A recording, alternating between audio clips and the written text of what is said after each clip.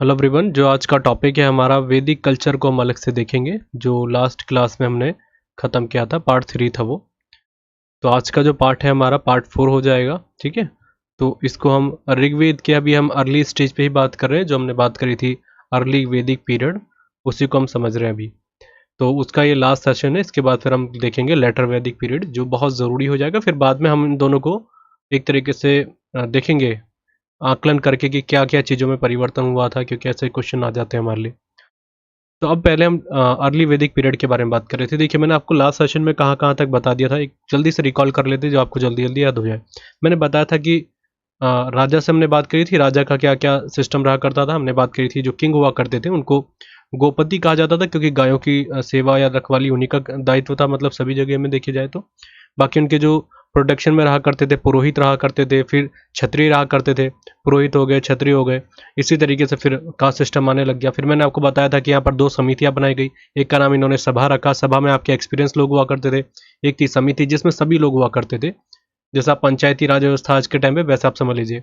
और आप जानते हैं कि हम जब बात करते हैं वैदिक सभ्यता के बारे में तो ग्रामीण सभ्यता थी। अगर आप कंपेयर करते हैं सिंधु घाटी सभ्यता से तो वो शहरी सभ्यता थी। ठीक है, इसके अलावा हमने बात करी कि अलग अलग तरीके से जैसे ही भारत में आते हैं आर्यन, और आर्यन क्या क्या काम करते हैं। हमने बताया था कि ये आते हैं और इन्होंने सीधे देखा कि यहाँ के लोग काले हैं, हम गोरे हैं, तो हम एक तरीके से इनके साथ अलग व्यवहार करेंगे, हम इनसे अलग रहेंगे। तो इन्होंने इसी तरीके से कास्ट सिस्टम को एक बना दिया। जैसे मैंने बताया, पुरोहित इन्होंने ब्राह्मण से बना दिए, क्षत्रिय इन्होंने सेनानी के तौर पे बना दिए जो युद्ध करेंगे। तीसरा इन्होंने बोला कि जो काले हैं उनको हम शूद्र बोल देंगे, राइट। और फिर इसके अलावा एक बोला इन्होंने वैश्य, वैश्य इन्होंने बोला जो व्यवसाय काम करते हैं। फिर मैंने बताया था भगवान के रूप में इन्होंने एक समर्पित रूप में एक प्रतिमा बनाई, जिससे बोलते थे कि जो मुख है, जो माउथ है, हमने बात करी थी उसके बारे में कि ये ब्राह्मण को प्रदर्शित करता है। ब्राह्मण मतलब ज्ञानी है, वो कुछ भी बोल सकते हैं और उनको पूरी तरीके से प्रॉपर पूरी आज़ादी रहेगी। ठीक है, क्षत्रिय इन्होंने हाथ को, आर्म्स को इन्होंने उसको उससे क्लियर करके बताया कि ये आपका एक तरीके से आर्म्स जो होंगे वो प्रदर्शित करते हैं क्षत्रिय को, क्योंकि वो युद्ध के क्षेत्र में जाते हैं। बाकी हमने बात करी थी जो आपके लेग्स हैं वो आपके वैश्या को बताया इन्होंने, लेग्स को। ये क्वेश्चन आ सकते हैं तो इसलिए थोड़ा सा हम रिकॉल कर रहे हैं। फिर लास्ट में हमने बात करा फीट के बारे में, वो करा इन्होंने शूद्र के लिए। ठीक है, तो ये सारी चीज़ें यहाँ पर देखने को मिलती है जो हमने बहुत अच्छे से समझा था। फिर मैंने बोला मैन और वुमेन की अगर हम बात कंपेयर करें तो अर्ली वैदिक पीरियड की बात हम करते हैं, पूर्व वैदिक काल में तो अच्छा टाइम देखा गया था कि महिलाओं के साथ बराबर का जस्टिस हुआ करता था, इक्वलिटी थी दोनों में। कहीं भी आप देखेंगे तो महिलाओं को पूरा वो देखा जाता था। हाँ, पर फिर भी अगर हम बात करें पैट्रियार्किक तरीके से चलती थी ये पूरी, जिसे हिंदी में कहते हैं पुरुष प्रधान। ठीक है, पुरुष प्रधान मतलब जो भी होगा आदमी के ही डिसीजन से चलेगा, जिससे हमें ये भी दिखता है कि जो बाहर का काम क्या करते थे, जैसे कैटल का ही इनका पूरा व्यवसाय, इनका पूरा डिपेंडेंट ये था, रहा करते थे कैटल पे। तो जैसे दूध वगैरह निकालना जो भी है, ये सारे जो कैटल का काम करा करते थे, मतलब बाहर जाके वो करते थे पुरुष लोग। तो जिससे दिखता है कि इनकी पुरुष प्रधानता यहाँ पर देखने को मिलती है। पर ये ज़रूरी नहीं कि पूरा देखिए कि इक्वलिटी नहीं है, हर जगह बराबरी दी जाती थी, पर बाहर के काम के लिए पुरुषों को प्राथमिकता दी जाती थी। बाकी दूध दोहने का काम कौन करती थी, जो कन्याएं हुआ करती थी उनको ये काम दिया जाता था, जिनका नाम मैंने आपको बता दिया था, क्या कहा जाता था, दुहित्री कहा जाता था। ठीक है, इसके अलावा आपने बात करें लड़ाई भी हुई थी, तो लड़ाई को इन्होंने क्या नाम दिया, लड़ाइयों को, जो गायों की लड़ाई हुआ करती थी उसको इन्होंने बोला गौ सिटी। ठीक है, गौ सिटी मैंने बताया था आपको, गो क्षिति, इसको जरूर याद रखिएगा, बहुत ज़रूरी है। अच्छा, इसके अलावा मैंने बताया कि इसका नाम मतलब होता है, इसका अर्थ था गाय की तलाश। फिर मैंने बताया गायों के युद्ध हुए थे और गाय को अघन्य कहा जाता था। ये सब चीज़ें आपको याद रखना है। और ये भी देखा जाता था जो आदमी रिच तभी माना जाएगा जिसके पास सबसे ज़्यादा गाय हैं। तो ये सब चीज़ें से देखने को मिलता है कि वहाँ पर गाय को एक धार्मिक रूप से पूजा जाता था। ये सब चीज़ें मैंने आपको बहुत डिटेल में समझाई थी। हाँ, पर एक मैंने एक्सेप्शन केस बताया था कि अगर आपके गेस्ट आते हैं तो गेस्ट में आप उनका अगर वो डिमांड करते हैं मांस के लिए तो वो देना पड़ता था, क्योंकि वैसे ऐसा देखा नहीं गया, पर हाँ वहाँ उसका वर्णन किया गया है। और क्योंकि वो अतिथि को भगवान मानते थे। बाकी मैंने आपको बताया कि मांस का वो सेवन करते थे, तो हाँ बिल्कुल करते थे। जो और जानवरों का, जैसे अगर हम बात करते हैं गाय के अलावा, जैसे घोड़े वगैरह भी रखते थे ये, तो मांस वगैरह खाते थे, पर गाय का नहीं खाते थे, बिल्कुल वर्जित था वो अतिथि के टाइम पे मैंने जो बताया वो अलग एक्सेप्शन केस देखने को मिलता है। बाकी ये मनोरंजन के सारे साधन करते थे, घुड़सवारी का किया करते थे, और घोड़े की सवारी वगैरह, घोड़े के सबसे ज़्यादा उन्होंने उस चारे के बारे में व्याख्या करने को देखने को मिलती है हमको। बाकी इनका जो मेन व्यवसाय था वो दूध का था, और मैंने आपको यहाँ से रिलेट करके बता दिया था। बाकी ट्रेड करते थे, पर वो करते थे बार्टर सिस्टम पे, जिसको कहते हैं वस्तु विनिमय प्रणाली। मतलब एक वस्तु के बदले एक वस्तु देंगे, कोई करेंसी नहीं हुआ करती थी। हाँ, पर एक मेजर जैसी कोई बड़ी चीज़ है और जिसमें उसको परचेज या सेल करना है तो उसमें देखा जाता था कि एक गोल्ड का प्रयोग करते थे जिसका नाम इन्होंने निष्क नाम रखा था। निष्क मैंने बताया था, ये निष्क आप इसको ऐसे लिख सकते हैं। ठीक है, हम सब चीज़ें उसको डिटेल कर चुके थे। अब हम यहाँ पर सेशन को एंड करने के बाद हमने बोला था गॉड्स के बारे में, मतलब भगवान या एक तरीके से किस तरीके से ये रिलीजियस प्रैक्टिसेस क्या करते थे, धार्मिक रूप से क्या जुड़े हुए थे कि नहीं जुड़े हुए थे। तो इन सभी चीज़ों के ऊपर जैसे मैं आपको बार बार बोल रहा था कि जब हम मॉडर्न हिस्ट्री में बात कर रहे थे तो मैंने आपको आर्य समाज की बताई थी। उनका मानना था कि आप वैदिक कल्चर पे ही बिलीव करें। जो हमारे दयानंद सरस्वती थे, आप कितने बड़े बड़े देखेंगे, उनका ये मानना था कि वैदिक कल्चर पे ही हमें रहना चाहिए, बाकी नई नई चीज़ों पे नहीं जाना चाहिए।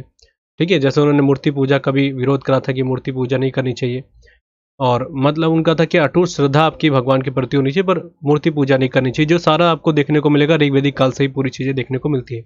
तो कैसे, सबसे पहली बात यहाँ पर अगर रिलीजियस प्रैक्टिसेस की बात की जाए तो मंदिर यहाँ पर देखने को नहीं मिलते, टेम्पल्स कहीं भी नहीं है। टेम्पल्स नहीं है तो जाहिर सी बात है, तो आइडियल प्रैक्टिसेस जिसको कहा जाता है मूर्ति पूजा, वो यहाँ पर देखने को नहीं मिलेगी। मंदिर किस लिए होते हैं, मूर्ति के लिए। तो ये सब देखने को यहाँ पर नहीं मिलता। तो अगर हम इस वैदिक काल की बात करते हैं तो यहाँ पर ये देखने को नहीं मिलता। पहली पॉइंट ये हो गई। दूसरी बात यहाँ पे लिखा है मैंने कि यहाँ पे कितने गॉड्स की बात की गई है, 33, मतलब 33 भगवानों की व्याख्या देखने को मिलती है, जिसमें वहाँ पर भी कोई डिफ्रेंशिएट नहीं किया गया था महिलाओं और पुरुष के हिसाब से, मतलब कि जो हमारी देवी और देवताओं में दोनों थे। पर ज़्यादातर हम बात करें सर्वाधिक, मोस्ट ऑफ द, अगर हम मेल्स गॉड की बात करें वो सबसे ज़्यादा थे। ज़्यादातर अगर हम महिलाओं की देवी के रूप में अगर हम बात करते हैं तो कितनी थी, वो 3 की सबसे ज़्यादा व्याख्या देखने को मिलती है, जिनके बारे में अभी आपको डिटेल में आगे मैं बताऊंगा। वैसे बात ही कर लेते हैं। एक का नाम था जो सावित्री, और मैंने बताया था सावित्री जो थी, ऐसे लिखेंगे सावित्री, ये अगर पूछा जाता है गायत्री मंत्र किनको समर्पित है तो मैंने बताया था इन्हीं को समर्पित है।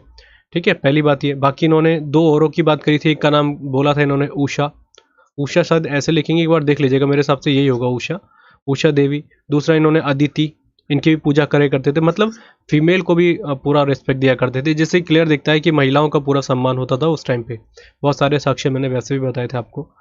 तो 3 अगर आपसे पूछा जाएगा कौन सी देवियों की पूजा करते थे तो इन्हीं की थी। ठीक है, इसके अलावा अगर हम बात करते हैं सबसे ज़्यादा जो बात करें, 5 मुख्य इनके भगवान हुआ करते थे, मतलब देवता के रूप में, जो आज के टाइम पे हम भी पूछते हैं, जिनमें यहाँ पे लिखा है ऋग्वेदिक काल में मुख्य 5 भगवानों का वर्णन किया गया है, पृथ्वी, अग्नि, वायु, वरुण और इंद्र। ठीक है, इनको कहा जाता है थंडर गॉड। ठीक है, थंडर गॉड। अपने अभी मैं इनके बारे में डिटेल में बताऊंगा, क्योंकि इंद्र देवता के बारे में सबसे ज़्यादा व्याख्या देखने को मिलती है। बाकी यहाँ पर पृथ्वी की पूजा करते थे, अर्थ की। दूसरी अग्नि देवता की पूजा करते थे, और अग्नि इतना महत्व था कि सबसे ज़्यादा इंद्र भगवान का सर्वाधिक वर्णन किया गया है। लगभग 250 श्लोक में इनका या हिम्स कहेंगे उसको, सबसे ज़्यादा देखने को मिलता है इनका वर्णन। पर अगर सेकंड नंबर में बात करें, लगभग 200 श्लोकों में व्याख्या देखने को मिलती है हमको किनकी, अग्निदेव की। और ये इसलिए यज्ञ किया करते थे कि इनका मानना था कि अगर हम अग्नि भगवान को, अग्निदेव को अगर हम प्रार्थना करते हैं तो हमारे हर काम करेंगे। तो अच्छे कामों से पहले जो भी इनको शुभ काम लगता था, चाहे विवाह करना है, चाहे कोई भी बड़ी बड़ी चीज़ें, तो उसमें पहले ये इसी चीज़ को करते थे, मतलब एक यज्ञ करते थे। ये आपको दिख रहा होगा फोटो के थ्रू। तो यज्ञ वाली जो हमारी थ्योरी है वो यहीं से देखने को मिलती है। इसके बाद वायु को भी ये एक तरीके से बहुत बड़ा कह सकते हैं कि सम्मान देते थे। ठीक है, वायुदेव बोल सकते हैं। और इन सभी को इंग्लिश में तो आप जानते होंगे, इसको फायर कहा जाएगा, इसको अर्थ, और इसको एयर। बाकी वरुण बोलेंगे तो बारिश, इनका भी जैसे आपके बारिश के लिए इन्होंने जो देवता के नाम बोलते हैं वरुण बोलते हैं, आप सभी जानते होंगे। तो वरुण देवता की पूजा करते थे, किस पर्पज से, जैसे आपको फसल करनी है, फसल बहुत कम करते थे पर फिर भी एक वाटर रिसोर्सेज वगैरह उन सभी चीज़ के लिए इन्होंने बारिश के लिए किनकी एक तरीके से समर्पित कर रखा था, भगवान वरुण को। ठीक है, वरुण देव। और फिर है इंद्रदेव। सबसे ज़्यादा इंद्रदेव के बारे में व्याख्या देखने को मिलती है, लगभग 250 श्लोक में इनकी व्याख्या की गई है, और यही फोटो है इनकी इंद्रदेव की। ठीक है, यहाँ पर मैंने फोटो भी आपको दिखा रखी है, यही इन्होंने प्रदर्शित करा है। देखिए, आपसे पहला क्वेश्चन आएगा, सबसे ज़रूरी पॉइंट, जो कि ये पूछा जाएगा कि बताइए इंद्र भगवान को क्या कहा गया था। तो थंडर गॉड के नाम से इन्होंने बोला। देखिए, इन्होंने इनको क्या बोला, पुरंदर के नाम से इनको व्याख्या देखने को मिलती है। पुरंदर मतलब क्या होता है, किले का विनाश करने वाला, जो फोर्ट्स होते हैं उनको डिमोलिश करने वाले व्यक्ति, या कहेंगे आप भगवान को कहा सकते हैं। इन्होंने पुरंदर के नाम से इन्होंने बोला, इसका अर्थ ये होता है किले को समाप्त करने वाला। ठीक है, और ये जो इन्होंने व्याख्या करी, जैसे देखिए आज के टाइम पे हम इंद्र भगवान की पूजा करते हैं। आपने जो छोटे छोटे बच्चे, जब वो मूवीज़ भी आती है आपने देखी होगी श्री कृष्ण भगवान की, तो उसमें देखा है कि इंद्र भगवान का वर्णन होता है कि बारिश के लिए वो पूजा करते हैं। बहुत लंबी स्टोरी आपने देखी होगी। सेम वही कहानी यहाँ पर देखने को मिलती है, पर कहीं ना कहीं एक गॉड से इनका बहुत ज़्यादा सिमिलरिटी देखने को मिलती है, विशेषता है जो आपके सभी को पता होगा ग्रीक गॉड के बारे में। जो ग्रीक होते हैं उनके भगवान का एक नाम है जिनको कहते हैं ज्यूस। इनके बारे में देखने को एक व्याख्या देखने को मिलती है, मतलब उनकी विशेषताएं पूरी होती है। और देखिए ग्रीक के बारे में आप जानते होंगे, अगर आपने थोड़ा बहुत पढ़ा होगा। वैसे एसएससी में इतना लोग पढ़ते नहीं, पर फिर भी मैं थोड़ा सा बता दूं। ग्रीक मतलब होता है कि जो ग्रीक गॉड होते हैं, आपने शायद मूवी देखी होगी, अभी हाल ही में एक मूवी आई थी, मार्वल की थी, लव थंडर शायद, लव एंड थंडर, हाँ। वो आपके जो थॉर है उसके ऊपर मूवी आई थी, तो उसमें दिखाया था एक तरीके से, मैंने पूरी मूवी तो देखी नहीं थी, पर हाँ वो एक तरीके से दिखाया गया कि जो एक तरीके से थॉर दिखाया गया वो भी भगवान को ही माना जाता है। और ये बहुत लंबी थ्योरी है, इसको मैं कभी और दिन बताऊंगा, पर हमारे लिए एसएससी के लिए ज़्यादा इंपॉर्टेंट नहीं है। तो सिमिलरिटी अगर आपसे पूछा जाएगा कौन से भगवान को देखने को मिलती है, तो ग्रीक भगवान के, ग्रीक गॉड को, ज्यूस को देखने को मिलता है। और देखिए ग्रीक गॉड जो होते हैं इनकी पूजा करते थे, स्पेशली मैंने कई चीज़ों में बताया कि अलग अलग तरीके से इनकी कुछ मान्यता हुआ करती थी, पर इनका ये मेन सबसे महत्व था कि इंद्र भगवान इनको युद्ध में मदद करेंगे।